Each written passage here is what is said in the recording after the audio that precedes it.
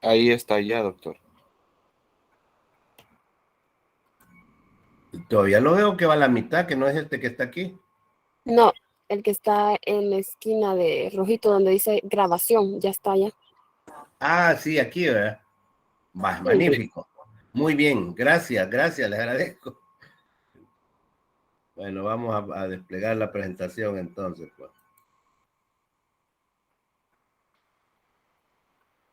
Hoy sí, ¿verdad? ¿No? ¿Se ve, verdad? Sí. Sí. Muy bien. Entonces decíamos pues que vamos a estudiar la cinética enzimática. Este es el campo de la bioquímica que se encarga de la medición cuantitativa de los índices de reacciones catalizadas por enzimas y del estudio sistemático de los factores que afectan a estos índices. Quiero decirles que estos índices son también conocidos como parámetros. Aquí en Leninger también se les conoce con el nombre de parámetros. Entonces quiere decir que en esta parte de la bioquímica, que es la cinética, vamos a estudiar parámetros y factores. Vamos a hacer énfasis, por supuesto, en los parámetros. Los parámetros que vamos a estudiar son básicamente 4, ¿verdad? Son la velocidad máxima, la velocidad inicial, la concentración del sustrato y la constante de Michaelis-Menten, ¿verdad? O Michaelis-Menten, como ustedes quieran pronunciarlo. Estos serían como los 4 parámetros que vamos a estudiar. Y los factores, vamos a mencionar el pH y la temperatura, ¿verdad? Dentro de los que vamos en el transcurso de la clase. Además de eso, también yo quería mencionar que, como bien lo dice su texto, los estudios cinéticos se han llevado a cabo en enzimas, tanto en enzimas que unen un sustrato como en enzimas que unen 2 sustratos o más sustratos, ¿verdad? En las que unen un sustrato, por ejemplo, podríamos mencionar la triofosfato isomerasa, y con la cual se pretende medir la afinidad, ¿verdad?, con que se une al sustrato. Y además de valorar la afinidad, también se valora la velocidad con que este sustrato se transforma en producto. Pero como les decía, también estos estudios cinéticos se han llevado a cabo en enzimas que no solamente unen un sustrato, sino que unen hasta 2 sustratos, ¿verdad? Pueden unir 2 sustratos o varios sustratos, ¿verdad? En este caso, podríamos mencionar alguna que ustedes van en el transcurso de la asignatura, ustedes van a ir recordando y van a ir viendo su participación, en qué momento. No vamos a entrar ahorita en detalles en qué reacción participan, porque sería como acumular demasiado conocimiento, aparte de lo que nos concierne en este momento, que es la cinética, ¿verdad? Podríamos mencionar una enzima como la dihidrofolato reductasa que une varios sustratos. En estos estudios con enzimas que unen varios sustratos, lo que queremos es saber el orden en que los sustratos se van uniendo a la enzima, y además el orden en que son liberados los productos, ¿verdad? También es importante mencionar que, y eso lo dice su texto casi así como lo voy a decir, que en la enzimología, que es el área de la bioquímica que estudia las enzimas, se han utilizado varios métodos, ¿verdad?, para el estudio de todos estos índices y de factores. Se han utilizado métodos como estudiar la conformación, la estructura tridimensional de las proteínas. Recordemos que las enzimas son proteínas, ¿verdad?, exceptuando las ribosimas. Entonces, estudios tridimensionales de la estructura proteica se han utilizado para el estudio de las enzimas. También se han utilizado hoy en día métodos más sofisticados, ¿verdad?, como, o más modernos, diríamos, como la mutagénesis dirigida, ¿verdad?, que es el cambio en la secuencia de los aminoácidos de una proteína por medio de técnicas de ingeniería genética, Entonces son métodos que se han utilizado para el estudio de la cinética enzimática.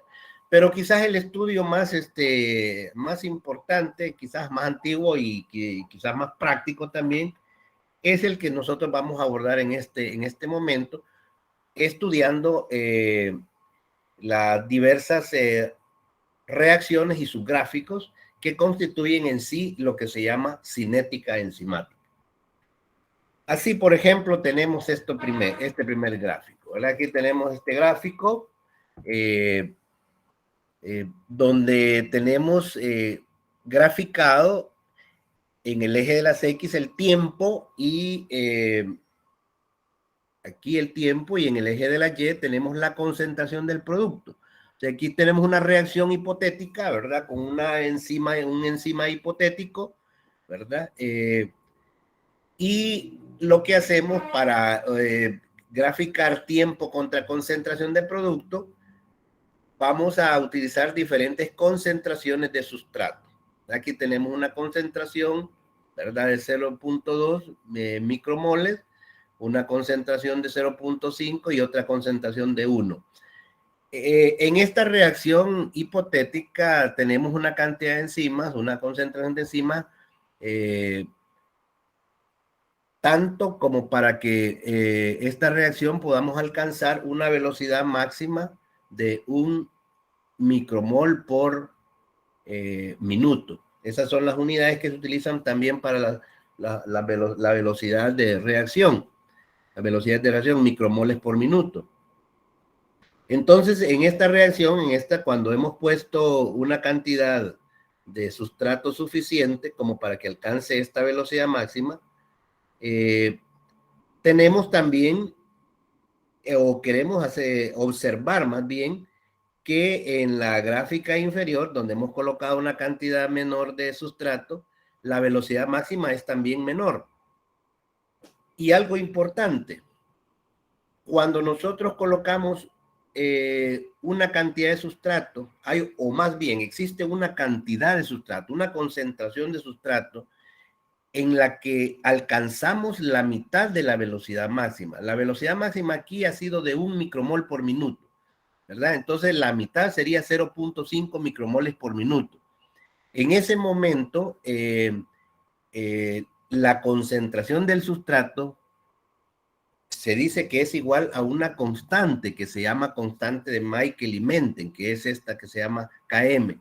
Esta constante de Michael y Menten, que es una concentración de sustrato, que quede bien claro, es una concentración de sustrato que se alcanza cuando se ha logrado la mitad de la velocidad máxima, es diferente para cada enzima. O sea, las enzimas se caracterizan precisamente por tener estos 4 parámetros que hemos estado mencionando, que les he mencionado, característicos o típicos para cada uno de ellos, ¿verdad? Entonces, eso es lo que tenemos aquí graficado y lo que podemos extraer de esta gráfica. Además de eso, también ustedes ven unas líneas punteadas. Estas líneas punteadas son tangenciales a cada una, o sea, pasan en el borde de estas curvas, porque quiero decirles también que estas curvas, estas gráficas no son, al inicio son líneas rectas, ¿verdad? Al inicio, vean esta, por ejemplo, en un momento en el que se llama estado preestacionario. En el estado preestacionario se caracteriza precisamente porque el inicio de la velocidad es lineal, pero poco a poco, a medida vamos variando los parámetros, la gráfica se hace ya no lineal, ¿verdad? Sino que se hace una hipérbola rectangular para las 3 concentraciones de sustrato que tenemos acá, ¿verdad? Entonces, estas líneas tangenciales que se confunden al inicio con el periodo preestacionario, ¿verdad? En este caso, señalan o marcan más bien la velocidad inicial de cada reacción. Estas demarcan o señalan, ¿verdad? O indican, ¿verdad? La velocidad inicial para cada una de estas reacciones. Entonces, eso es lo que podemos extraer de esa gráfica y en relación a la concentración de sustrato, ¿verdad? Entonces, resumiendo, a diferentes concentraciones de sustrato, pues la velocidad máxima va a ser diferente. Cuando alcanzamos la mitad de la velocidad máxima, esa concentración de sustrato correspondiente se le llama constante de Michaelis-Menten. Y esta constante es diferente para cada una de las enzimas, ¿verdad? Ya vamos a decir qué es lo que realmente indica cada uno de estos factores, qué es lo que significa. Entonces, eso podemos concluir de esta gráfica de concentración de sustrato. En esta otra gráfica que tenemos también y que se encuentra ahí en su texto, tenemos aquí graficada la concentración del sustrato contra la velocidad de reacción, que aquí se le llama velocidad inicial. Cuando hablamos de velocidad inicial, aquí no estamos hablando de que solamente en el momento del inicio. La velocidad inicial es todo lo que inicia, desde que se inicia la reacción hasta que alcanza su máxima velocidad, su velocidad máxima. Todo ese trayecto se le llama velocidad inicial, hasta alcanzar la velocidad máxima, que ahí lo tenemos en una línea punteada. Y entonces aquí tenemos graficado, decía, concentración de sustrato, ¿verdad? En milimoles contra la velocidad inicial, que es micromoles por minuto. Entonces aquí al graficar esto en una reacción catalítica, una reacción enzimática, aquí todas las reacciones de las que vamos a hablar son reacciones enzimáticas, son reacciones catalíticas, ¿verdad? Entonces, al graficarlo, vamos a obtener una hipérbole rectangular como la que tenemos ahí en la pantalla, ¿verdad? Y aquí podemos terminar de afirmar lo que decíamos en la diapositiva anterior. La Km o la constante de Michaelis-Menten, es una concentración de sustrato con la que se ha alcanzado la mitad de la velocidad máxima. Aquí tenemos la velocidad máxima, ¿verdad? Entonces, la mitad de la velocidad máxima extrapolamos y la correspondiente concentración de sustrato a esa mitad de velocidad máxima es lo que llamamos Km, ¿verdad? Entonces aquí podemos tener, decíamos, como en la diapositiva anterior, al inicio, cuando la concentración del sustrato es menor que la Km, ¿verdad? Aquí ya podemos ir sacando algunas conclusiones, ¿verdad? Cuando la concentración aquí del sustrato, ¿verdad?, es menor que Km, como en este caso, en este lapso que tenemos acá, prácticamente la curva es lineal, ¿verdad? La curva es lineal, pero posteriormente se va haciendo más hiperbólica, ¿verdad? Hasta que alcanza una meseta. Esta meseta representa la saturación completa de la enzima y además representa la velocidad máxima. Nosotros podemos medir, o más bien establecer, es la palabra, establecer un modelo matemático, ¿verdad? De esta reacción, de toda reacción catalítica, y su gráfica, en este caso, una hipérbole rectangular. Michaelis y Menten establecieron más bien un modelo matemático, ¿verdad?, con el cual nosotros podemos predecir el comportamiento, ¿verdad?, de todos estos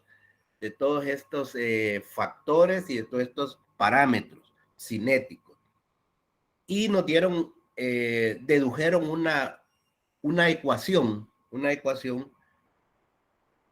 con la cual podemos predecir el comportamiento de todos estos parámetros en esta gráfica. Voy a pasar a la siguiente diapositiva para que veamos cuál es la ecuación de Michael y Menten, ¿verdad? Aquí la tenemos arriba, en esto. Esto está tomado del libro, ¿verdad? Aquí está. La ecuación de Michael y Menten dice que la velocidad inicial de reacción es igual a la velocidad máxima por la concentración del sustrato, ¿verdad? Esto dividido entre la Km más concentración de sustrato. Esta ecuación tiene su deducción, por supuesto. No es el objetivo ahorita, pues, hacer la deducción. A lo mejor lo hacemos en otro momento. Pero la ecuación que establece, pues, la relación entre todos estos parámetros que estamos mencionando, ¿verdad? Ahí, como ustedes pueden ver, están los parámetros que he mencionado: velocidad inicial, Km, velocidad máxima y concentración de sustrato. Están los 4 parámetros que he mencionado desde un principio. Entonces, ¿cómo se relacionan estos parámetros? Lo estableció Leonor Michaelis y Maud Menten en esta ecuación que lleva su nombre como ecuación de Michael y Menten, y que es velocidad inicial igual a velocidad máxima por concentración de sustrato entre Km más concentración de sustrato. Bien, traigo a cuenta esto porque se pueden presentar como tres casos, y que pueden ser confirmados en la gráfica anterior. Y decíamos el primero: cuando la concentración del sustrato es menor que el valor de Km, ¿verdad? Y voy a jugar aquí con las diapositivas, ¿verdad? Para que podamos tener claro cómo es que van variando estos parámetros en la ecuación de Michael y Menten. Aquí tenemos, decíamos, cuando la concentración del sustrato, ¿verdad?, es menor que Km. En este caso, en la ecuación de Michael y Menten, como la concentración del sustrato es menor que Km, entonces esta concentración que tenemos acá está contenida supuestamente dentro de la Km, ¿verdad? Porque Km es mayor que esa concentración de sustrato. Entonces quiere decir que esta concentración de sustrato está contenida dentro de la Km. Por lo tanto, esta variable de la ecuación puede ser despreciada, puede ser eliminada, ¿verdad? Entonces, si eliminamos esta concentración de sustrato que está en el denominador, solo nos va a quedar velocidad inicial igual a velocidad máxima por concentración de sustrato entre Km, ¿verdad? No sé si me comprenden, jóvenes. ¿Sí? ¿Hola? No tanto, Sí, se comprende. Más o menos. Bueno, mucho. Más o menos. Es que, miren, como es un poco, tiene que ver un poco con la matemática, ¿verdad? Y bueno, aquí hay que recordar una serie de conceptos, ¿verdad? Que nos los dieron allá por el bachillerato y todas en esas áreas, en esos momentos, ¿verdad? Entonces, y yo decía que la concentración del sustrato aquí es despreciada porque si ustedes ven en la curva anterior, como hemos dicho que en este es el caso en el que la concentración del sustrato es menor que Km, aquí tenemos Km, ¿verdad? Entonces, si la concentración del sustrato es menor que Km, se va a encontrar en este lapso, ¿verdad? Aquí, ¿verdad? Quiere decir que entonces, en la ecuación, esta concentración de sustrato, como aquí está sumado Km más concentración de sustrato, ¿verdad? Pero como en este caso Km es mayor que la concentración de sustrato, esta concentración está contenida dentro de la Km, ¿verdad? Porque pongamos un ejemplo, digamos que aquí, por decir algo, aquí la Km fuera de 1, entonces, y la concentración del sustrato es de 0.5, entonces está aquí, ¿verdad? Entonces, está dentro de el que se considera KM, está dentro de la KM. Entonces, por eso precisamente que nosotros podemos eliminar esta variable, esta ecuación. Al eliminarla, entonces nos queda solamente velocidad máxima por concentración de sustrato entre KM. Pero quiero decirles que estos dos valores, velocidad máxima y KM, son valores constantes. Son valores constantes, porque cuando hemos alcanzado la velocidad máxima, ¿verdad?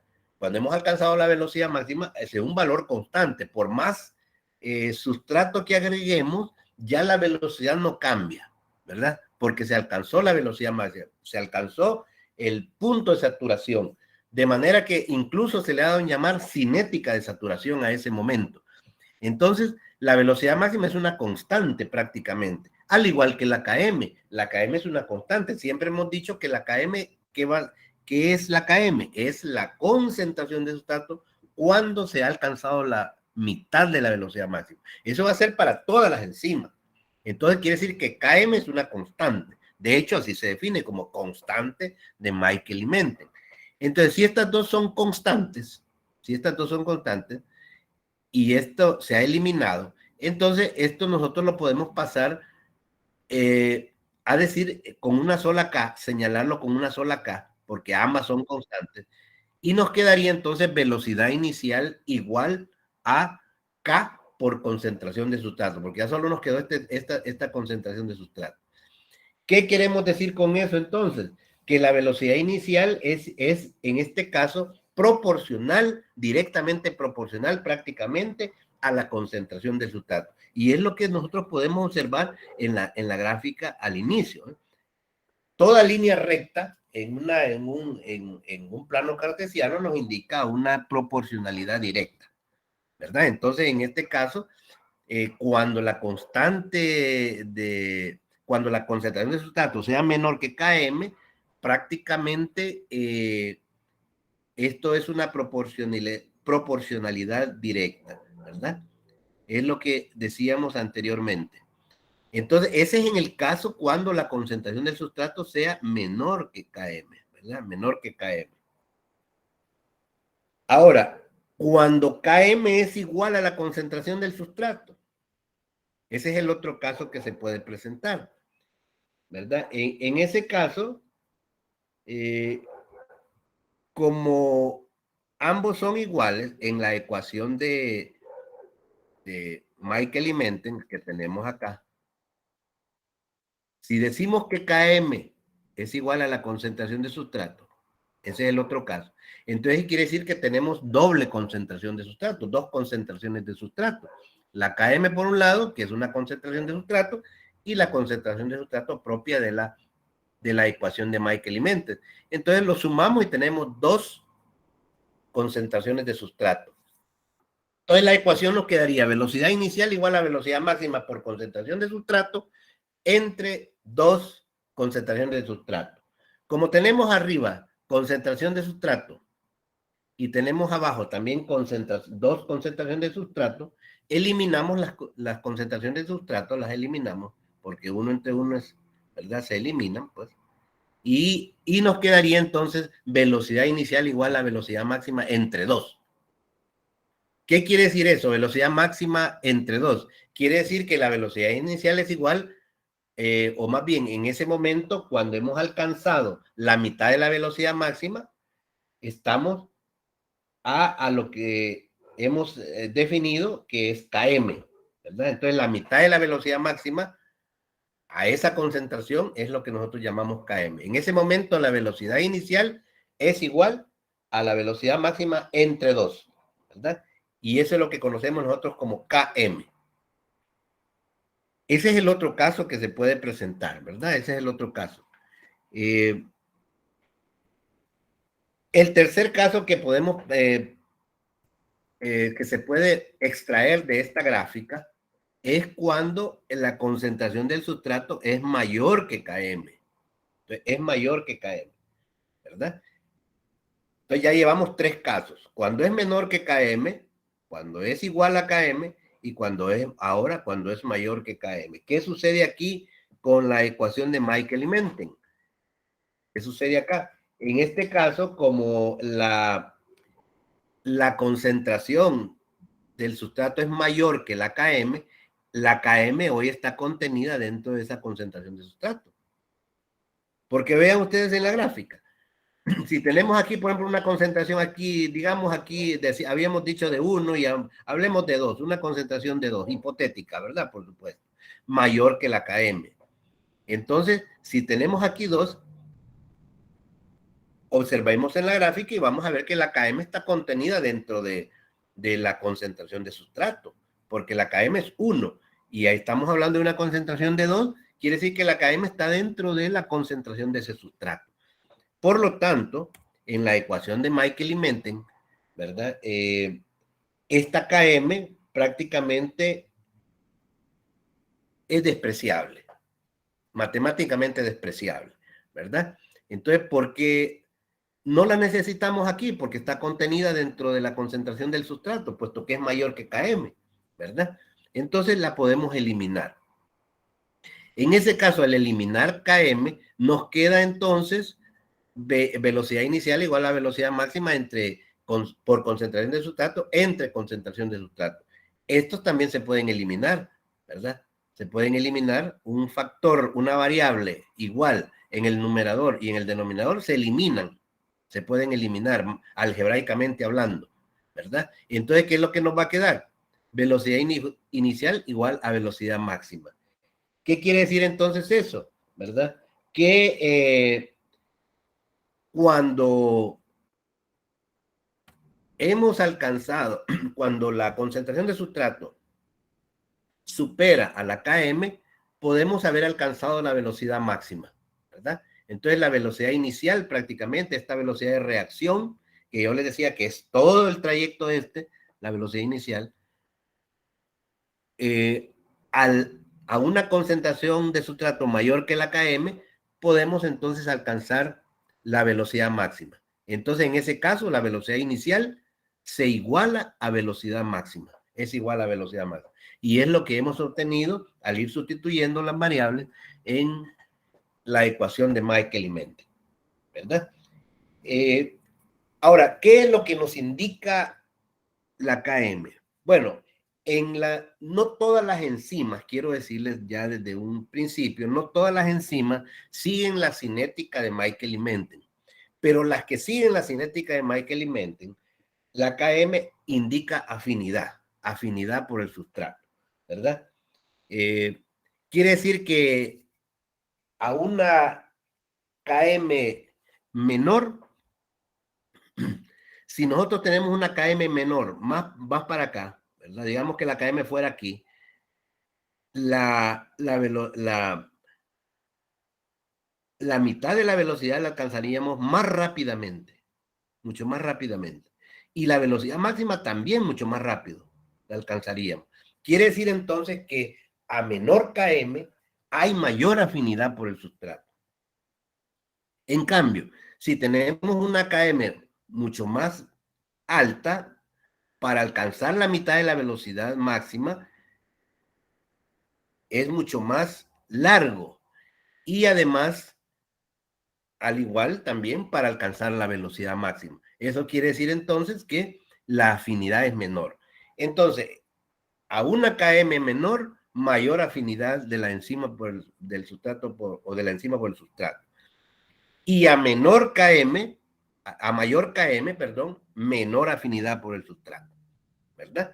Entonces, eso es lo que podemos concluir de estos gráficos, ¿verdad? Que, pues sí, yo sé que de alguna manera son bastante complicados, ¿verdad? Por la mucha matemática que lleva, pero que, miren, he tratado de hacerlo lo más accesible posible, ¿verdad? Porque créanme que de estos gráficos hay mucho más que hablar, ¿verdad? Hay mucho más que hablar en la cinética enzimática, pero me conformaría con que se comprendiera al menos en lo mínimo, pues esto que he hablado hasta este momento, ¿verdad? Ahora bien, decir pues que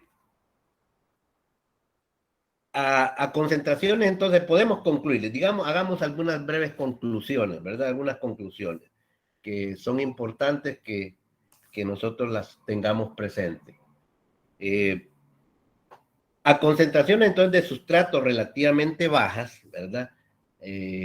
La velocidad inicial, ya les decía, pues va a aumentar casi linealmente con el incremento de la concentración del sustrato, puesto que se hace más cercana, ¿verdad? Se hace más cercana. Si tenemos concentraciones más bajas de sustrato, pues entonces la curva se va a hacer más pegada o más cercana al eje de la Y, ¿verdad? Y entre más la concentración del sustrato sea mayor, la curva se va a alejar más del eje de la Y. Entonces, podemos concluir que a concentración de sustratos relativamente bajas, la velocidad inicial aumenta, casi linealmente, decíamos, ¿verdad? Entonces, a mayores concentraciones de sustrato, la velocidad inicial es menor, aun cuando aumente la concentración del sustrato, puesto que va a llegar un momento en que vamos a alcanzar la velocidad máxima. Y ahí ya no va a haber más que esperarle. Ahí se vuelve ya constante esa velocidad máxima. Entonces, podemos ir agregando más sustrato, pero ya aquí la velocidad máxima ya no cambia. ¿Verdad? Es lo que nosotros conocemos esto como la meseta, una meseta. Y aquí se ha alcanzado entonces el punto de saturación. Además de eso, de alcanzar el punto de saturación, este momento es cuando prácticamente toda la enzima está unida al sustrato. Se ha alcanzado el complejo enzima-sustrato. Aquí se ha alcanzado el complejo enzima-sustrato, ¿verdad? Recordemos pues que todo esto parte de reacciones, ¿verdad? En una reacción química, en este caso, una reacción enzimática, una reacción catalítica, ¿verdad? Siempre van a estar participando la enzima y el sustrato. Y lo primero que hace la enzima con el sustrato es unirse, si hay afinidad, por supuesto. Y se forma lo que se llama el complejo enzima-sustrato, ¿verdad? Entre más sustrato vamos agregando, con una cantidad suficiente de enzimas, entonces el equilibrio de la reacción enzima más sustrato tiende a formar el complejo enzima-sustrato, ¿verdad? Entonces, cuando se ha alcanzado la meseta, quiere decir que casi toda la enzima está unida al sustrato, o el sustrato está unida a la enzima. Y hay una cantidad ínfima, insignificante prácticamente, de enzima libre. En ese momento es que decimos, estamos en el estado estacionario, ¿verdad? Ya hemos hablado del estado preestacionario. Ahora decimos que el estado estacionario es cuando se ha alcanzado la meseta, el punto de saturación, cuando toda la enzima está como complejo enzima sustrato, ¿verdad? En ese momento, cuando la velocidad máxima se ha alcanzado y es constante. En ese momento decimos que estamos en el estado estacionario. Y esto es lo que se conoce como cinética del estado estacionario, ¿verdad? Después, posteriormente al complejo, la formación del complejo enzima-sustrato, se va a dar otra reacción. La reacción es que se van a separar, se van a disociar la enzima del sustrato y además de eso se va a formar el producto. Hay enzimas y hay cinéticas enzimáticas que por supuesto se vuelven más complejas, ¿verdad? Porque entonces aquí ya no tenemos la formación de un solo complejo enzima-sustrato, sino que podemos tener también una formación de un complejo enzima-producto, porque hay un momentito en la reacción, no sé, yo quisiera que se la imaginara, igual que yo me la imagino y bueno, la he tratado de hacer más accesible a ustedes. Hay un momento en la reacción, en el sitio activo de la enzima, pero hay un momento en el que se ha unido el sustrato, ya sea de una manera ácido básico general, ya sea de una manera covalente, ya sea de una manera por aproximación, ya sea por iones metálicos, ¿verdad? Hay un momento en que se forma ese complejo enzima-sustrato a través de esas formas de unión. Pero en ese momento también se está dando la formación del producto.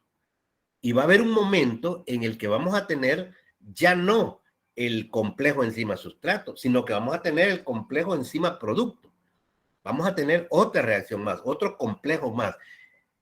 Y luego otra reacción más donde la enzima se va a separar del producto, ¿verdad? Entonces ya tenemos dos complejos formados. Entonces ya eso, la cinética de esa reacción, así de esa manera, se vuelve más compleja, ¿verdad? Se vuelve más... Vamos a mencionar quizás algo pequeñísimo acerca de esa cinética más adelantito, porque vienen unas gráficas ahí que están en ese capítulo que hay que dilucidarlas, pues hay que entenderlas, ¿verdad? Entonces, pero en cuanto a la cinética de Michael y Menten, esta parte de una reacción donde solo hay un complejo formado, que es el complejo enzima-sustrato. Y luego del complejo enzima-sustrato viene la disociación en enzima y producto. Enzima libre, ¿verdad? Que se ha vuelto a regenerar, la enzima, ¿verdad? Y el producto que se ha obtenido. Pero para eso han habido otros detalles que, si bien es cierto, son importantes, no los vamos a estudiar en este nivel, ¿verdad? A menos que alguien pues se dedique a la bioquímica y a la enzimología, particularmente, pues entonces a lo mejor por ahí sí va a ahondar en estas cuestiones. Entonces también podemos entonces decir que, bueno, así como hay en una reacción, ¿verdad? De enzima-sustrato, hay una constante que nos lleva al complejo enzima-sustrato, y como esta reacción son reversibles, también hay otra constante que nos lleva del complejo hacia los reactantes, ¿verdad? Entonces, estas dos constantes que están participando en esta reacción para la formación reversible de enzima-sustrato es conocida como constante de disociación. Entonces, sigamos haciendo otras conclusiones o por lo menos reafirmando algunas cosas. A baja concentración de sustrato, la mayor parte de la enzima estará aún libre, ¿verdad? En este caso, si es menor, pues ya dijimos, la velocidad es directamente proporcional prácticamente a la concentración del sustrato. Si aumenta la concentración del sustrato, entonces el equilibrio de la reacción tiende hacia el complejo enzima-sustrato, o sea, hacia alcanzar la meseta, ¿verdad? Hacia alcanzar la cinética de saturación o cinética del estado estacionario. La velocidad también máxima se observará cuando virtualmente todo el enzima esté en forma de complejo enzima-sustrato. También hemos mencionado. Y entonces en ese caso la enzima libre será sumamente mínima. A alta concentración de sustrato, pues ya no tendrá efecto sobre la velocidad de reacción, ya dijimos. Media vez se ha alcanzado la meseta, ya no hay, podemos seguir agregando más sustrato, pero ya no hay reacción, ya no hay velocidad de reacción más que observar. Este efecto de saturación es propio de la catálisis enzimática, ¿verdad? Esto es una característica de todas las reacciones enzimáticas. Llega a alcanzar punto de saturación, alcanzar esta cinética del estado estacionario, es característico de las reacciones catalíticas. Y es lo que hemos llamado nosotros cinética del estado estacionario o cinética de saturación, ¿verdad? Cuando también una enzima se aproxima a una elevada concentración de sustrato, ¿verdad? El momento, decíamos también, ese es en el inicio, ¿verdad? También para reafirmar de nuevo que en el momento inicial, ¿verdad? Cuando la enzima se está aproximando a una concentración alta de sustrato, ese momentito es lo que llamamos nosotros el estado preestacionario, que es lo que decíamos que es casi lineal, es casi directamente proporcional, ¿verdad? Esa parte es bien corta, dura segundos nada más, ¿verdad? Hay quienes hablan hasta de microsegundos, ¿verdad? Pero dura segundos. Ya se dice incluso que a partir de los 35 segundos, de los 30 a los 40 segundos, 35 en promedio segundos, prácticamente ahí termina el periodo preestacionario. 35 segundos de reacción, ¿verdad? De reacción, de mezcla o de unión entre enzima y sustrato, ¿verdad? Bien, entonces, volviendo a lo de la ecuación, ¿verdad? Esta ecuación también se puede transformar, aquí como lo dice el libro, algebraicamente, en otra ecuación en la que se hace un ajuste de esta ecuación, un ajuste matemático, es un ajuste, no vamos a ver también que cómo se hace, aquí algo lo realizan, ¿verdad? Un poco, pero es una cuestión puramente matemática.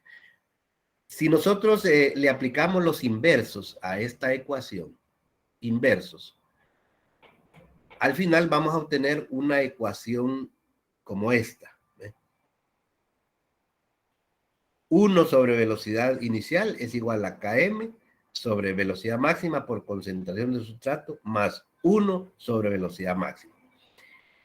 Aplicándole la de los inversos, aquí dice también, por aquí lo menciona, sí, los inversos, a ambos lados de la ecuación, ¿verdad? Vamos a tener esta ecuación final.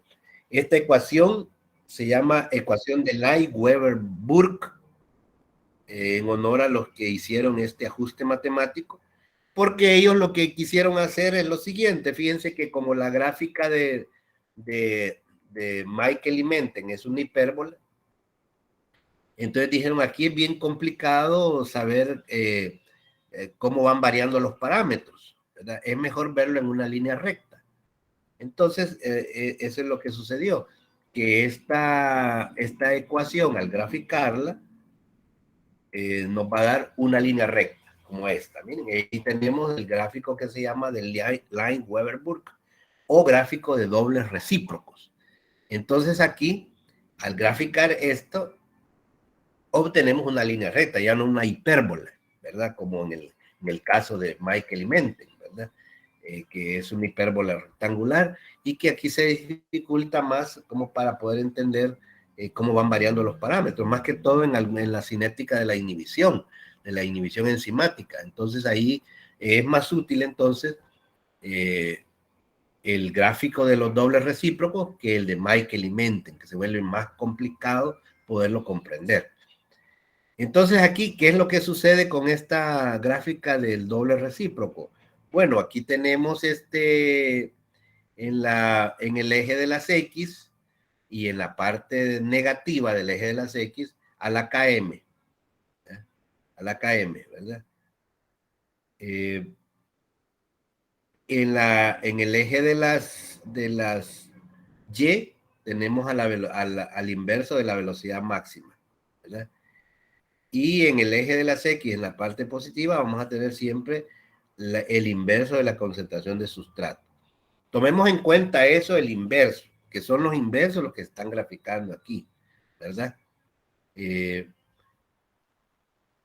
Porque, digo, aclaro esto porque ya vamos a ver en las inhibiciones cómo estos parámetros, velocidad máxima, KM, concentración de sustrato, velocidad inicial, y en este caso se agrega un nuevo parámetro que es la pendiente, que la pendiente es la KM entre la velocidad máxima, ¿verdad? ¿Cómo van variando? ¿Cómo van a variar en diferentes tipos de inhibición? Entonces, esta gráfica de línea recta es la gráfica de los dobles recíprocos o de Light-Weber-Burke, que esta ecuación resultó de ajustar la ecuación de Michael y Menten aplicándole los inversos o los recíprocos ¿verdad? En matemáticas así se dice, ¿verdad? Se ajusta una ecuación o una gráfica, una curva, aplicándole inversos o recíprocos, ¿verdad? Entonces ya esa gráfica que era una curva, que era una hipérbola, ahora es una línea recta, ¿verdad? Va, entonces tenemos claro ese detalle. Bueno, si nosotros, como hemos dicho en las gráficas anteriores, la KM pues varía, ¿verdad? La KM va variando, varía de una enzima a otra. Ahí, por ejemplo, en la tabla esta que está en su texto, aparecen, por ejemplo, algunas enzimas, ¿verdad? El sustrato y la KM de estas enzimas. Como pueden ustedes observar, por ejemplo, vamos a tomar la hexoquinasa. La hexoquinasa es una enzima que está participando en la vía metabólica, en una vía metabólica importante que ustedes ya la van a empezar a ver, ¿verdad? Entonces no quiero ahorita confundirlos más en esto de la hexoquinasa, en qué participa. Es una enzima, ¿verdad? Que tiene 3 sustratos, el ATP, la glucosa y la fructuosa, y vean ustedes cómo la KM es diferente en cada una de estas, ¿verdad? Por ejemplo, vean ustedes cómo con la glucosa tiene una KM de 0.05 y con la D fructuosa tiene una KM de 1.5. ¿Qué significa eso? Solo vamos a tomar el ejemplo ahí de la isoquinasa y ustedes lo infieren para las demás, hacen la inferencia para las demás enzimas. Miren, ahí tenemos que la KM para la glucosa, para ese sustrato, es de 0.05, mucho menor que el de la fructuosa, que es 1.5, el valor absoluto. Entonces, ¿qué quiere decir eso? Quiere decir que la hexoquinasa es más afín a la glucosa, tiene mayor afinidad, porque su KM es menor que el de la fructuosa, por lo tanto es más afín, ¿verdad? A la glucosa. Y así sucesivamente. Y tenemos algunas que tienen una sola KM, como el caso de la anhidasa carbónica, la quimotripsina, que vamos a medio hablar un poquito, tal vez, si es que nos queda tiempo, ¿verdad? Y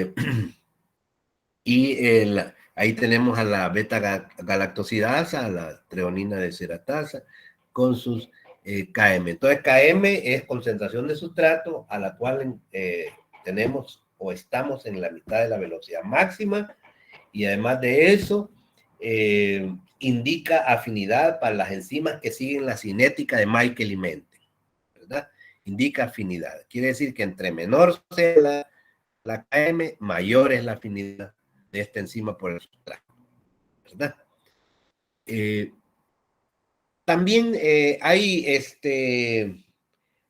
otro parámetro que también del cual podemos hablar, y es lo que conocemos como número de recambio, ¿verdad? Este número de recambio es importante, o también conocida como constante catalítica, ¿verdad? Constante catalítica. Ahí tenemos números de recambio o constante catalítica. Esta constante catalítica resulta de comparar la velocidad máxima con el número de sitios activos, ¿verdad? El número de sitios activos que tiene la enzima, ¿verdad? Entonces, si nosotros establecemos la relación entre velocidad máxima y número de sitios activos, eso es lo que nosotros conocemos como constante catalítica. Cuando hablamos de número de recambio, estamos no solo hablando de los sitios activos de la enzima, sino hablamos también de la cantidad de enzima presente. Entonces, para ser más exactos, la constante catalítica es velocidad máxima entre el número de sitios activos de la enzima. Pero el número de recambio, que es todavía mucho más específico, sería la velocidad máxima en el número de moles de la enzima presente, ¿verdad? Entonces, prácticamente, en la práctica son equivalentes, ¿verdad? De manera pues que aquí todas las enzimas y según el sustrato van a tener un número de recambio, van a tener una constante catalítica, ¿verdad? Una constante que hace prácticamente o que nos indica prácticamente los sitios activos de la enzima, la cantidad de moles de enzima presente, ¿verdad? En esa reacción catalítica, que va desde la velocidad inicial hasta alcanzar su velocidad máxima, ¿verdad? Entonces, ¿cuántos sitios activos están participando? ¿Cuántos moles de enzima están presentes? Eso nos indica el número de recambio y la constante catalítica. Entonces, ahí tenemos valores, ¿verdad? De constante catalítica, ¿verdad? Para la catalasa, para la anhidrasa carbónica, ¿verdad?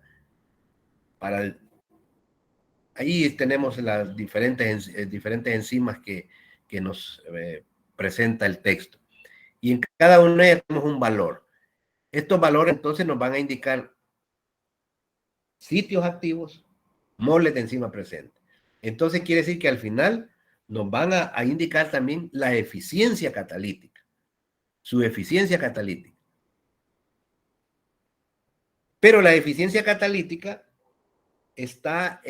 relaciona entonces, además de tomar en cuenta los sitios activos y los moles presentes, la eficiencia catalítica se define como la constante catalítica de una enzima dividida entre su Km. Su máxima eficiencia se establece cuando la constante catalítica es alta, ¿verdad? Y su Km es baja, ¿verdad? Por ejemplo, aquí tenemos en este recuadro una catalasa con una eficiencia o un número de recambio o una constante catalítica de 40 millones de unidades, ¿verdad? A diferencia de una TPasa que está al final, que es de 0.5. Entonces, ahí podemos ver la mayor o menor también eficiencia catalítica. Y ya establezcamos eso. La máxima eficiencia catalítica vendrá dada por una constante catalítica alta y una Km relativamente baja, ¿verdad? Y ahí tenemos pues, lo que acabamos de estar mencionando. Enzimas para los que la KCAT y la KM, que es la eficiencia catalítica, ya decíamos que la KCAT, o sea, la constante catalítica dividida entre la KM, es lo que llamamos eficiencia catalítica. Y ahí tenemos valores próximos al límite controlado por difusión. Las unidades aquí son, como son por difusión, o sea, es cuando se está uniendo la enzima con el sustrato. Ahí hay una unión a través de una difusión. Se están difundiendo, se difunde la enzima con el sustrato para unirse, para formar el complejo enzima-sustrato. Entonces, esa difusión sigue las leyes de todas las difusiones, de todos los sistemas en los cuales una sustancia difunde con la otra, ¿verdad? Y entonces ahí se ocupa siempre las unidades de velocidad. Ustedes saben que las unidades de velocidad son espacio sobre tiempo, ¿verdad? Entonces ahí se ocupan metros sobre segundo, por segundo, ahí los tenemos. La máxima difusión es de 108 a 109 metros por segundo, los inversos de esos de metros y segundos. Entonces ahí tenemos diferentes enzimas con sus sustratos, su constante catalítica, su Km y su eficiencia catalítica, ¿verdad? Ahí tenemos su eficiencia catalítica. De manera que, por ejemplo, en el caso de la acetilcolinesterasa, ¿verdad? Ahí tenemos su sustrato, la KCAT es 1.4, ¿verdad? Una KCAT alta, una constante catalítica alta, pero tenemos una KM baja, entonces tiene una eficiencia catalítica alta, de 1.6 por 10 a la 8, ¿verdad? Entonces, así sucesivamente podemos interpretar las demás enzimas que tenemos ahí presentes. Bien, esto es lo que yo les mencionaba al principio, ¿verdad? Les decía que en las reacciones enzimáticas no son tan simples, ¿verdad? Tan sencillas. La enzima con el sustrato forman el complejo sustrato y luego la enzima con el producto. Ese es lo normal. Pero aquí el problema es que cómo es que el momento en el que se está formando el producto. En ese momento también todavía hay enzima. Hay enzima unida al sustrato y ahora hay una enzima también unida al producto antes de que se libere, ¿verdad? Porque el producto se está formando ahí durante está la unión enzima-sustrato. Hay un momento, que es un momento, por supuesto, de segundos, ¿verdad? Que en el que encontramos enzima-producto, ¿verdad? O, dicho de otra manera también, hay enzimas que unen más de un sustrato. Entonces, en esas reacciones se vuelve más compleja la cinética enzimática, porque hay formaciones de complejos ternarios, o sea, se forman más de un complejo. Y aquí lo tenemos en una reacción ordenada o en una reacción al azar, ¿verdad? Tenemos formación de complejos ternarios, ¿verdad? Donde se forman varios complejos, ¿verdad? Simultáneamente, ¿verdad? No uno tras otro, como en el caso de la reacción enzimática en la que no se forma un solo complejo ternario, sino que aquí se van formando de manera gradual, se va formando un complejo, se va liberando una variable, un elemento, se forma otro complejo y al final tenemos la enzima libre con el producto, con 1, 2 o 3 o más productos. En este caso, en el literal A, vamos a tener formación de complejos ternarios. Simultáneamente se están formando los complejos, ¿verdad? Hay una notación de Cleland que no la vamos a mencionar, no la quiero ni siquiera examinar ni nada de eso. Por supuesto, no la voy a tomar en cuenta en el parcial. Nada más quiero retomar dos cosas de esta notación de Cleland. Que hay un ordenamiento en estas reacciones enzimáticas con formación de complejos ternarios que se le ha dado en llamar ordenación BB, doble, ¿verdad? Que puede ser de manera ordenada o que puede ser al azar. Y que hay otra reacción enzimática en la que no hay formación simultánea de complejos ternarios, pero que sí se van formando varios complejos enzimáticos, varios complejos, que lo tenemos aquí. Por ejemplo, ahí tenemos enzima más sustrato, se forma el primer complejo, ES, se forma el complejo enzima producto, ¿verdad? Se libera el producto, se forma si se agrega otro sustrato, tenemos otra formación de enzima sustrato, y por último tenemos la liberación de la enzima con los productos que se han producido. Esta forma ordenada, sin que se formen complejos ternarios simultáneos, es lo que se llama la forma de ping-pong o de desplazamiento ordenado, ¿verdad? Entonces ahí tenemos la forma de ping-pong porque va formándose primero un complejo, va liberando un producto, se forma otro complejo, libera otro producto y al final tenemos la enzima libre con el producto formado, con los productos formados en este caso, ¿verdad? Se le llama notación de Cleland porque sigue ahí una notación de letras que indican los reactantes y otras letras que indican los productos, ¿verdad? Su texto lo menciona, creo yo, de alguna manera, ¿verdad? No vamos a entrar ni les voy a preguntar cuáles letras son las que indican los reactantes y cuáles indican los productos. Simple, lo que sí me interesa es que sepan que las reacciones enzimáticas no son tan sencillas, sino que pueden establecer complejos ternarios simultáneos o de una manera ordenada ir formando los complejos y eliminando los productos para que al final obtengamos la enzima y los productos, ¿verdad? No sé, ¿cómo estamos de tiempo, jóvenes?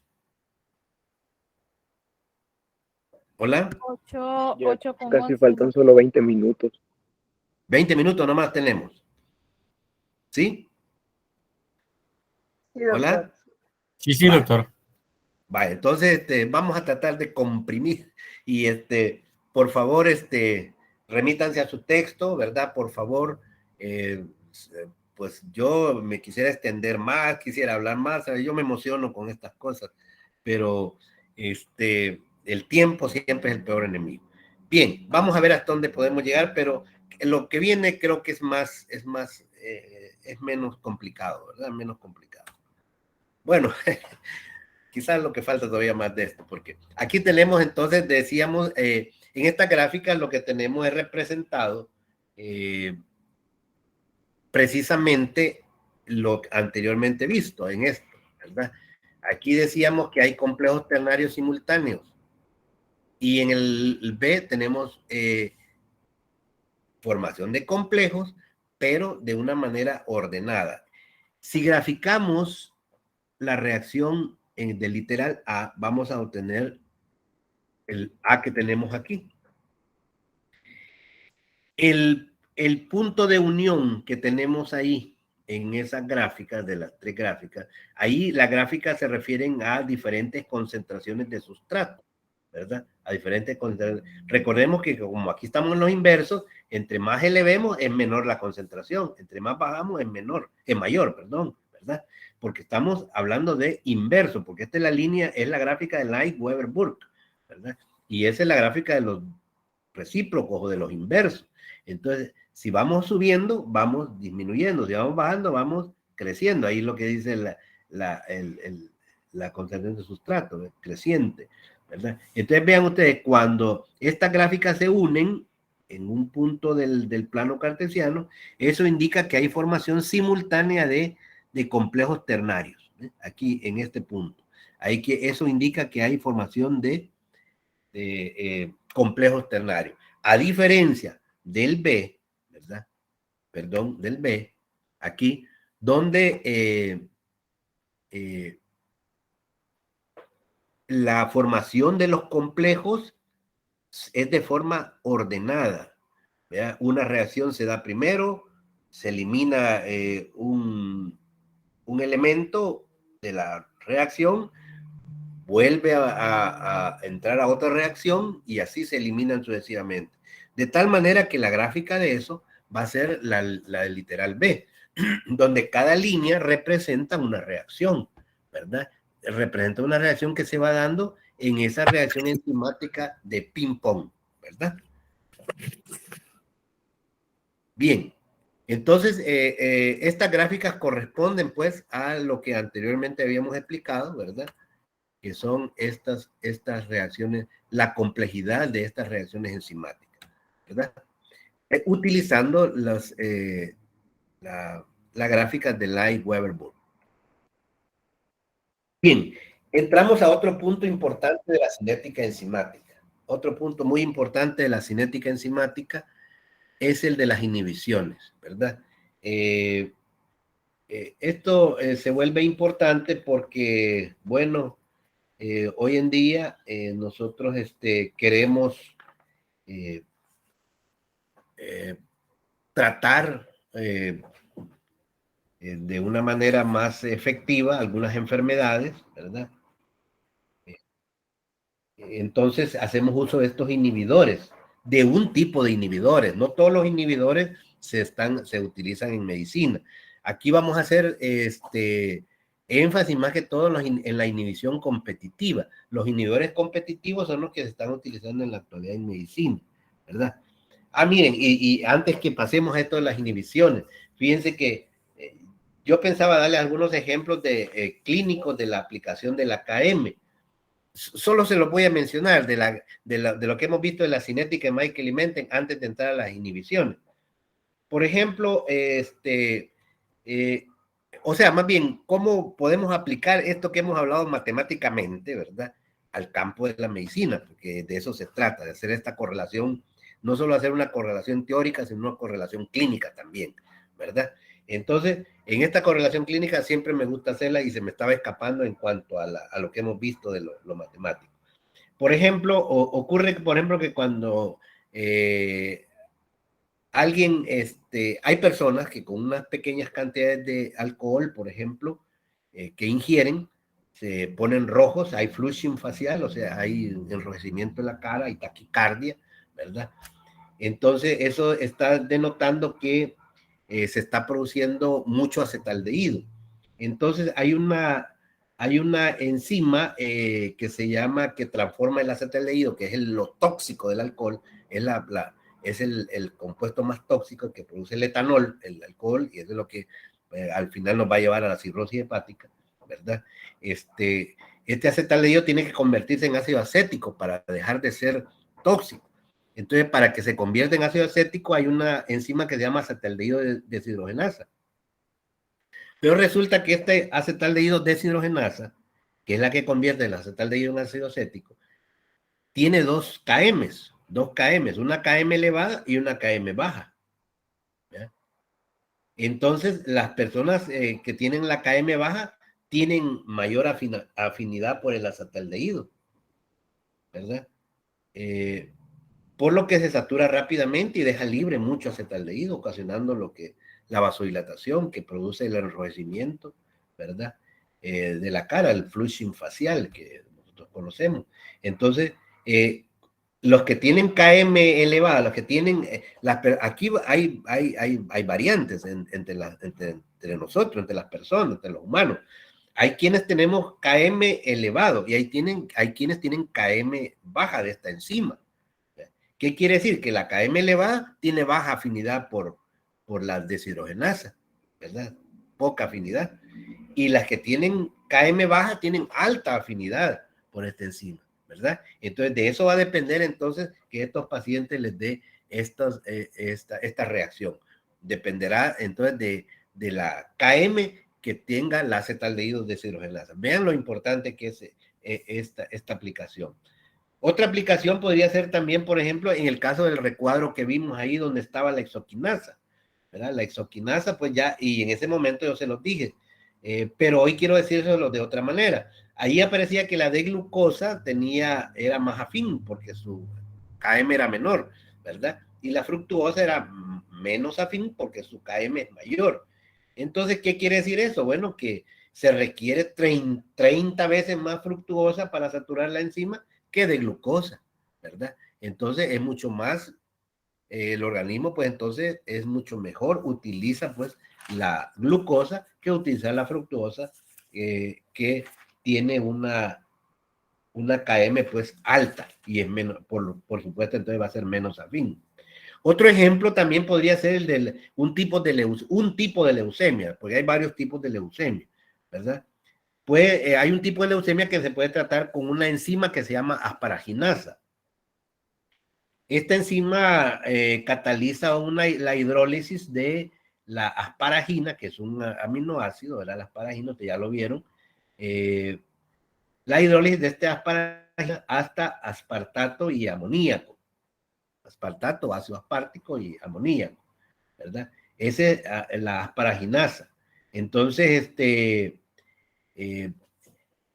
esta asparagina básicamente actúa como un principio nutritivo de los linfocitos malignos, o sea, de los que están de las células cancerosas.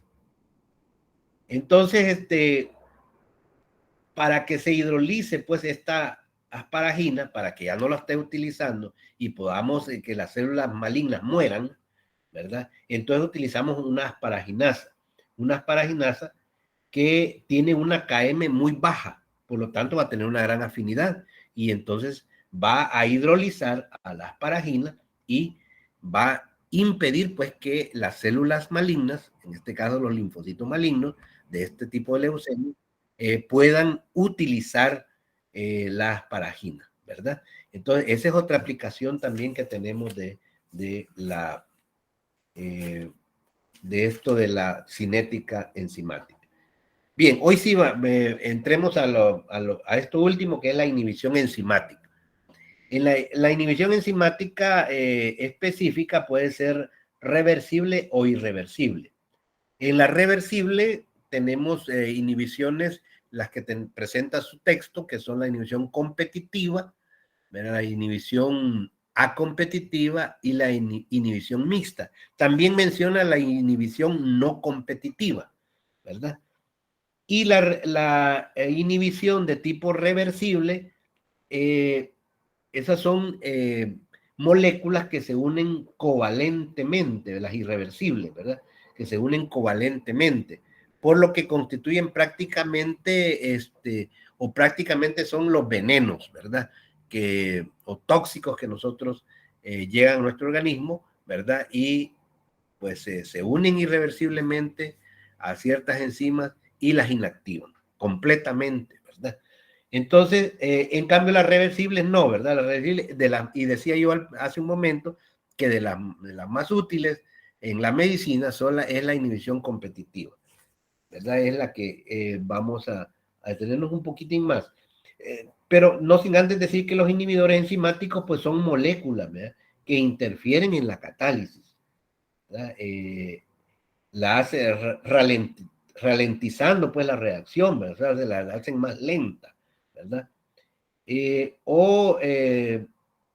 Obstaculizando o deteniendo las reacciones enzimáticas, ¿verdad? Las enzimas pues catalizan, ustedes saben, virtualmente todos los procesos celulares, ¿verdad? Por lo que pues no debería de sorprendernos que los inhibidores enzimáticos se encuentren entre ellos agentes farmacológicos, ¿verdad?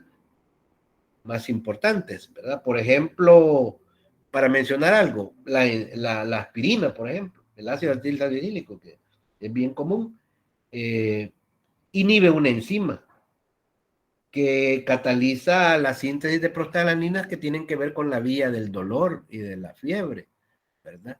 De la inflamación, con la vía de la inflamación y del dolor.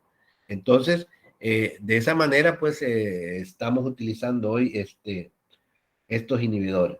Entonces, los inhibidores reversibles, pues,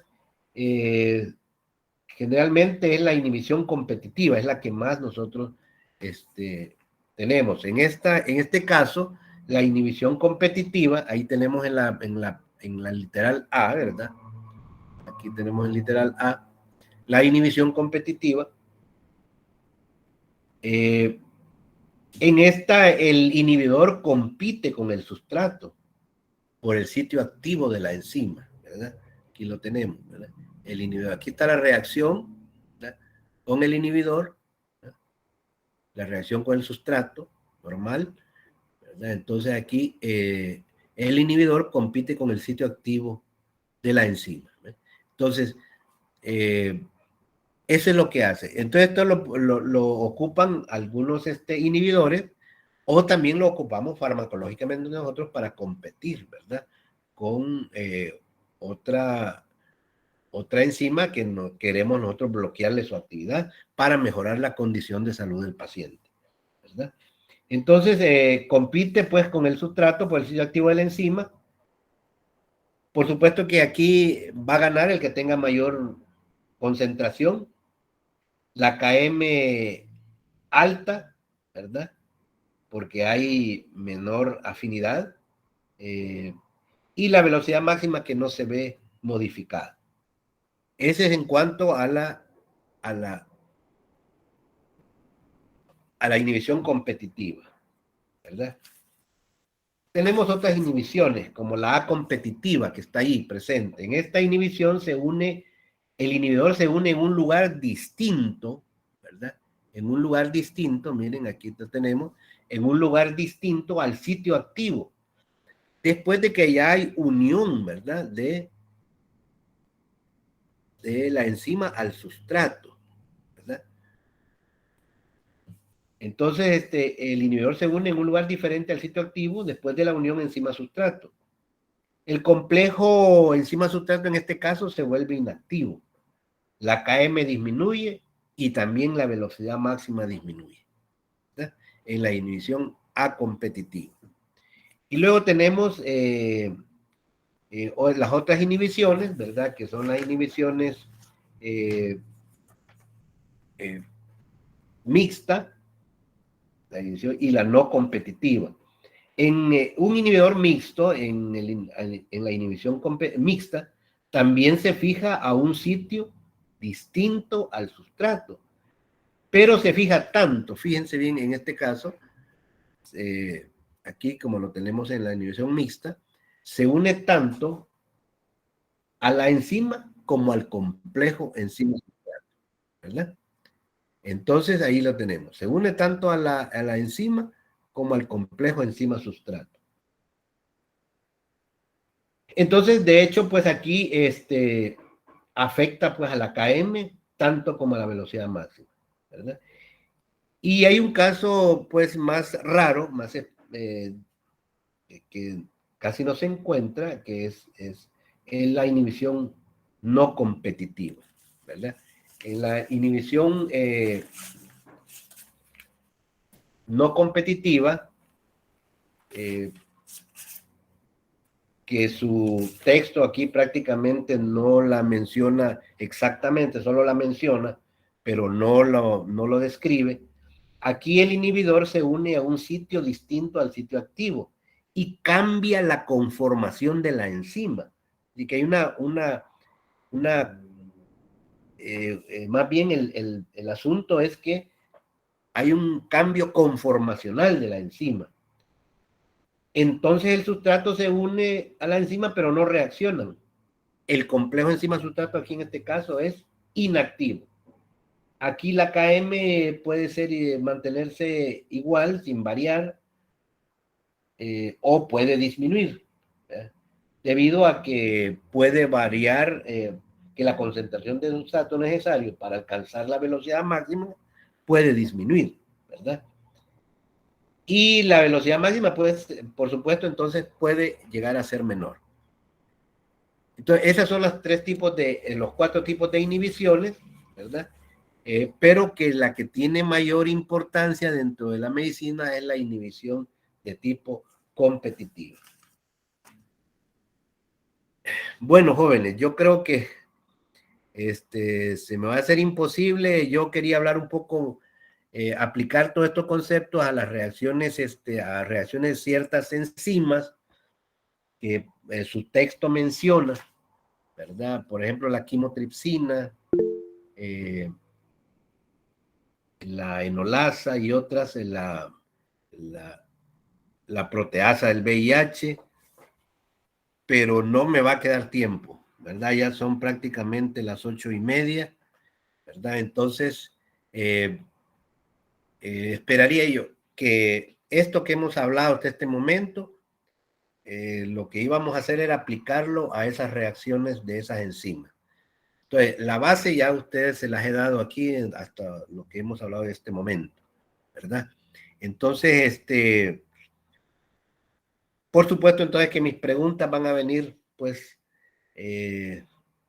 haciendo énfasis hasta aquí en lo que hemos hablado, ¿verdad? Yo quisiera que por favor, de una manera, pues, personal, autodidacta, y pues también estamos para ayudarles a comprender el texto, por supuesto. Yo primeramente, pues me pongo a la disposición para que ustedes estudien pues la aplicación de todo esto a las enzimas que les acabo de mencionar y que su texto las estudia un poco, ¿verdad? Por ejemplo, la quimotripsina, les decía, la enolasa, la proteasa del VIH, el mecanismo de acción de las penicilinas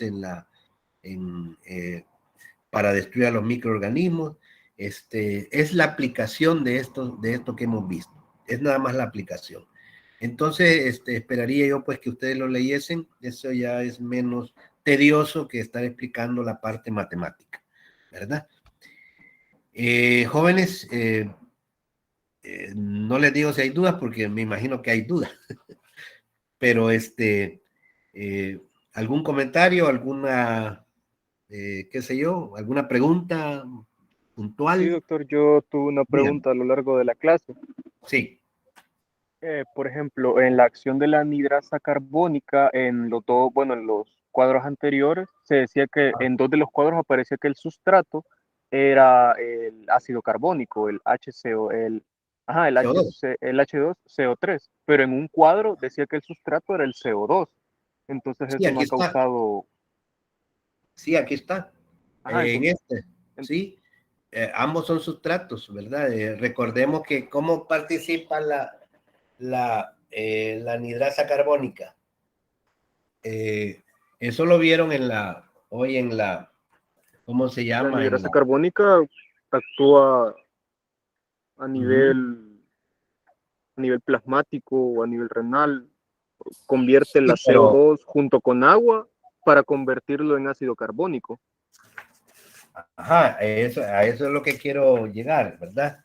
Que, ¿cuál es exactamente la acción de la anhidrasa carbónica? La anhidrasa Catalizar. carbónica, si ustedes se recuerdan, es la que participa en la reacción reversible. Oiga bien, la reacción reversible de CO2 más agua, ¿verdad? Para formar ácido carbónico, ¿verdad? ¿Sí? ¿Estamos claros en eso? Sí. Va, entonces es una reacción reversible. Entonces quiere decir entonces que uno de sus sustratos es el CO2, ¿verdad? Es el CO2, ¿verdad? Para formar ácido carbónico. Pero como el ácido carbónico también se disocia reversiblemente, hay una disociación reversible, pero espontánea, no enzimática, ¿verdad? En sus, eh, en sus componentes que son el protón más el bicarbonato. Y ahí tenemos el bicarbonato, ¿verdad? Ahí tenemos el bicarbonato. Entonces, en última instancia, cuando nosotros decimos que con la anhidrasa carbónica llevamos a cabo la reacción CO2 más agua hasta ácido carbónico, dentro de ese ácido carbónico incluimos al bicarbonato, porque la reacción, el bicarbonato el ácido carbónico, un ácido inestable que momentáneamente existe porque rápidamente se disocia, pero ya esa disociación no es enzimática. Sin embargo, cuando decimos que está el ácido carbónico, ahí prácticamente está el bicarbonato.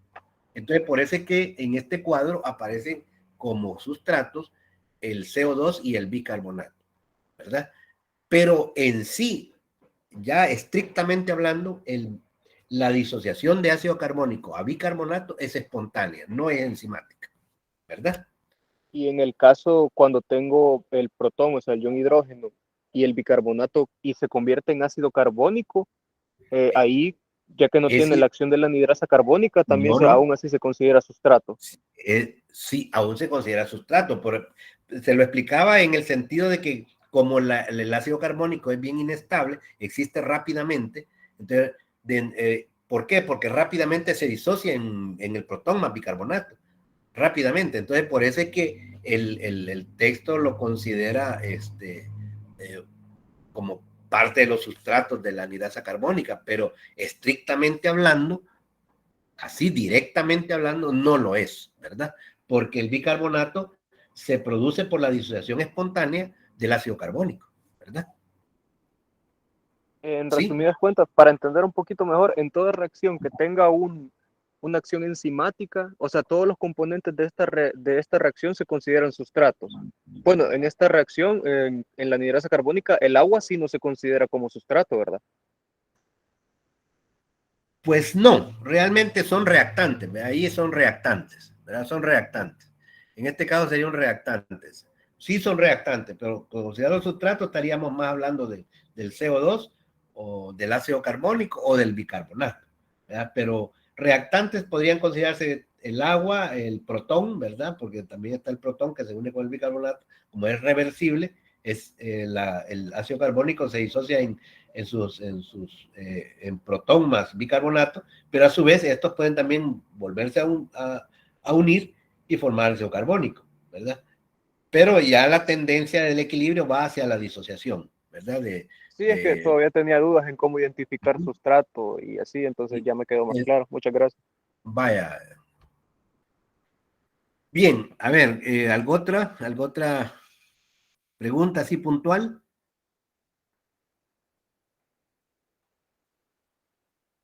No. Doctor, yo solo una pregunta bien directa. ¿A qué Dígame. nos referimos con velocidad máxima? Cuando ya se ha saturado completamente la enzima. O sea, cuando usted pone una enzima y un sustrato, en ese momentito inicia la unión, ¿verdad? ¿Con qué rapidez se va a formar, se va a unir toda la enzima con todo el sustrato? ¿Con qué rapidez? Esa es la velocidad inicial. Pero cuando ya se ha unido toda la enzima con el sustrato, que se ha alcanzado que completamente se hayan formado los complejos enzima-sustrato, a eso le llamamos velocidad máxima. Entonces podríamos decir que velocidad máxima es cuando vemos la rapidez con que se alcanza el punto de saturación de la enzima. La rapidez con que se logra que toda la enzima haya formado complejo enzima-sustrato, ¿verdad? Cuando podemos considerar también velocidad máxima con la rapidez con que alcanzamos la cinética de saturación o el estado estacionario o la meseta en la curva de Michael y Menten. No sé si le quedó un poquito más claro. Sí, doctor, sí me quedó bastante claro. Va, magnífico. ¿Alguna otra pregunta? ¿Alguna otra pregunta?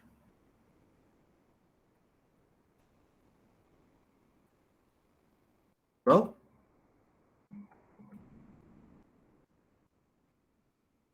¿Jóvenes?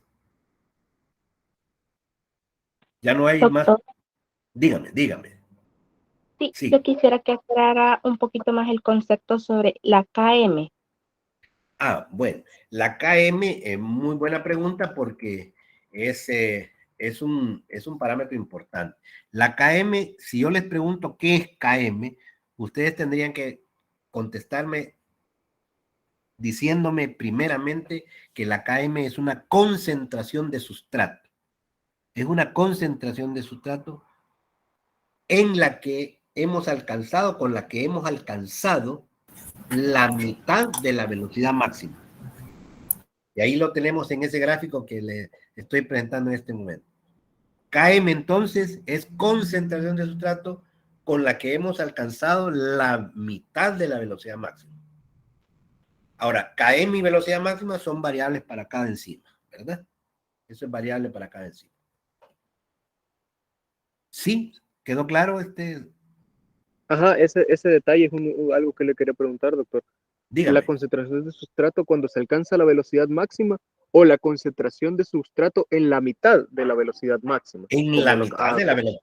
En la mitad de la velocidad máxima. En la mitad. Exacto. Ahí lo que tenemos en la gráfica. Les he puesto esa gráfica, ¿verdad? Y también en KM está dentro de lo que está en el eje de las X, que es concentración de sustrato, ¿verdad? Si eso lo extrapolamos al eje Y, cuando intersectamos la curva, vamos a encontrar que en ese punto es la mitad de la velocidad máxima, de toda esta velocidad, ¿ves? Esta es la velocidad máxima aquí, ¿ves? Entonces, la mitad de la velocidad máxima, esa concentración de sustrato que nos permite llegar a esa mitad de velocidad máxima es lo que llamamos KM, y es lo que caracteriza a las enzimas. Todas las enzimas tienen una KM diferente. Incluso para cada sustrato pueden tener una KM distinta. ¿Sí? ¿Qué más? ¿Alguna otra pregunta, jóvenes? Doctor, ¿verdad que usted mencionaba sobre la hipérbole?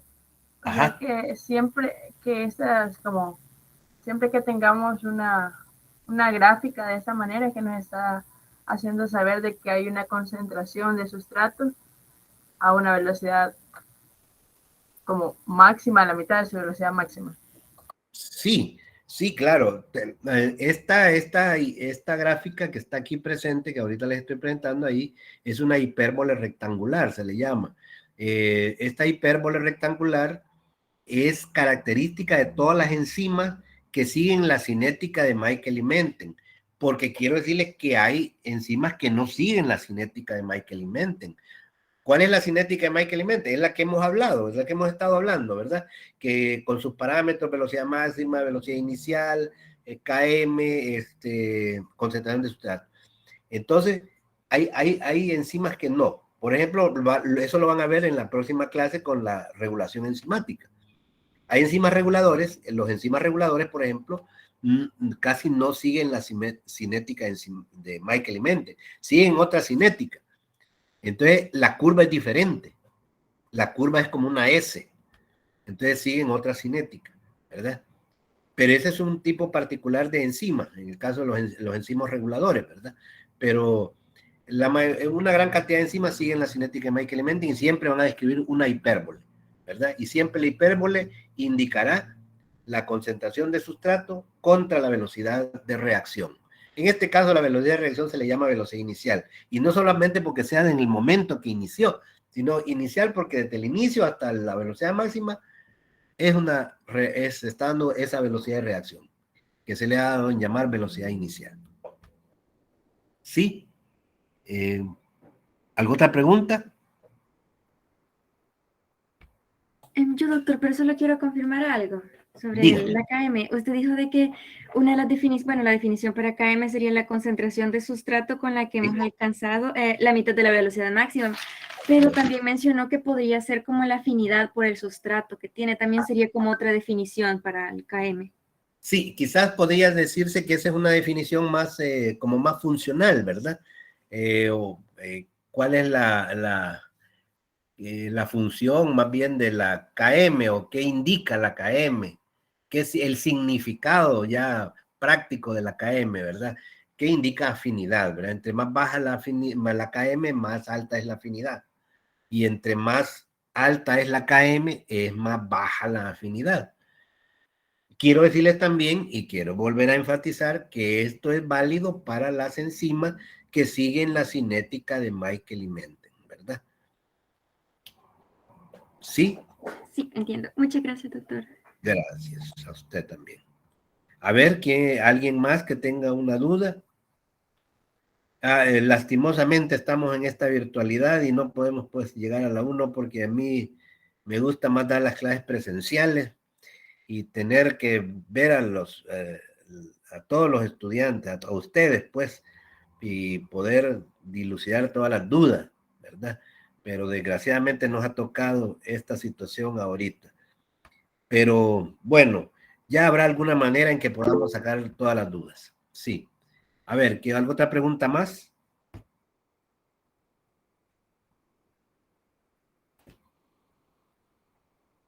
¿Ya no hay?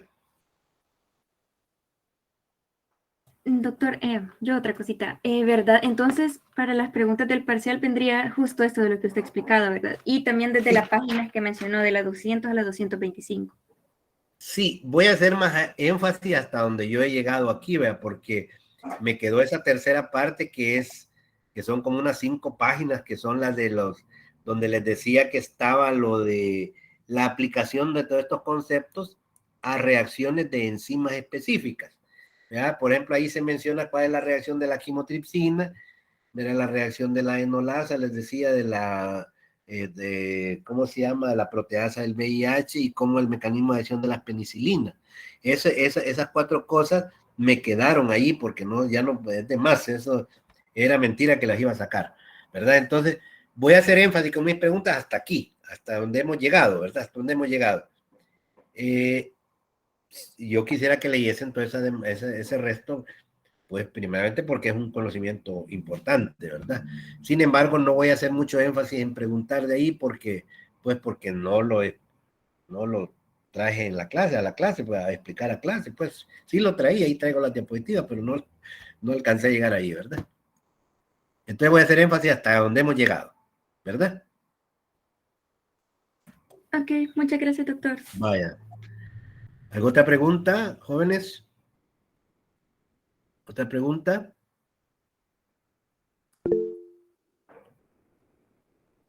¿Ya no?